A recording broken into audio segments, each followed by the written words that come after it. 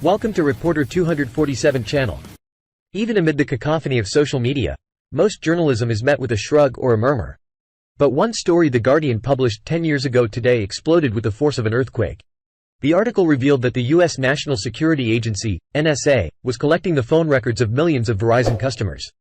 In case anyone doubted the veracity of the claims, we were able to publish the top-secret court order handed down by the Foreign Intelligence Surveillance Court, FISA, which granted the U.S. government the right to hold and scrutinize the metadata of millions of phone calls by American citizens. The document was marked Top Secret, SINOFORN, an extremely high level of classification which meant that it was not to be shared with any foreign governments, far less Guardian journalists or, God forbid, Guardian readers. Who knows the degree of panic that spread through the upper echelons of the U.S. intelligence system as they tried to work out how such a sensitive document had found its way into the public domain. But that will have been nothing to the dawning realization, in the UK as well as the US, that this was but the tip of a very large and ominous iceberg. Over the following weeks, The Guardian, joined by The Washington Post, New York Times and ProPublica, led the way in publishing dozens more documents disclosing the extent to which US, UK, Australian, and other allied governments were building the apparatus for a system of mass surveillance that George Orwell could hardly have dared imagine when he wrote his dystopic novel 1984. Within a few days, the source of the documents, Edward Snowden, unmasked himself on the Guardian website, and for weeks thereafter the stories dominated the news around the world. It has since been memorialized in at least 3 films, stage dramas, books, numerous academic papers, and even an album. It led to multiple court actions in which governments were found to have been in breach of their constitutional and/or legal obligations. It led to a scramble by governments to retrospectively pass legislation sanctioning the activities they had been covertly undertaking. And it has led to a number of stable door attempts to make sure journalists could never again do what The Guardian and others did 10 years ago. Even now the British government, in hastily revising the laws around official secrecy, is trying to ensure that any editor who behaved as I did 10 years ago would face up to 14 years in prison. Lamentably, the Labour Party is not joining a cross-party coalition that would allow whistleblowers and journalists the right to mount a public interest defence. So do not hold your breath for future Edward Snowdens in this country. The British media is, by and large, not known for holding its security services rigorously to account, if at all. The British government believed that, by ordering the destruction of the Guardian computers, they would effectively silence us. In fact, we simply transferred the center of publications to New York, under the paper's then U.S. editor, Janine Gibson.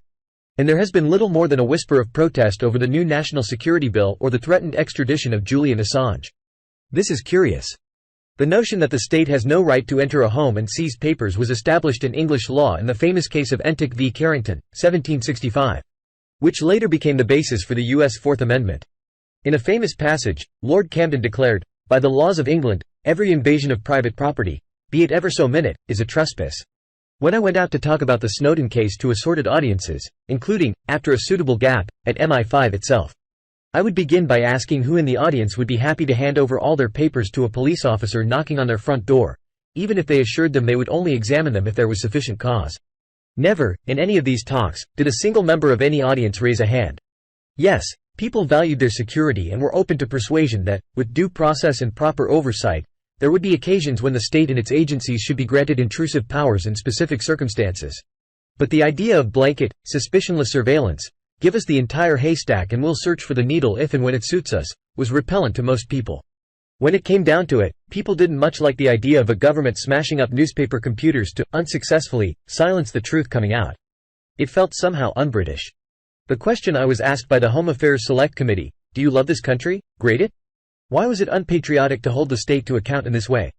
Numerous editors from around the world, seeing a determined and prolonged police investigation into this newspaper, wrote in support of the right of a press to scrutinize its government's security apparatus. And, eventually, The Guardian and Washington Post shared the ultimate journalistic accolade of the 2014 Pulitzer Prize. So, a decade later, there are things to celebrate and reasons to worry. Please spare a thought for Snowden, who, like so many whistleblowers, has paid a heavy personal price for what he, and many others around the world, considered an act of public service. And, in the afterglow of the HBO series Succession, spare a moment to celebrate a form of newspaper ownership that is as resistant to government interference as any. When a group of parliamentarians demanded that the Scott Trust, owners of The Guardian, stop publishing this material, the Trust could honestly reply that it had no such power. For what it's worth, I'm as certain as I can be that the threat of 14 years in prison wouldn't have stopped me either.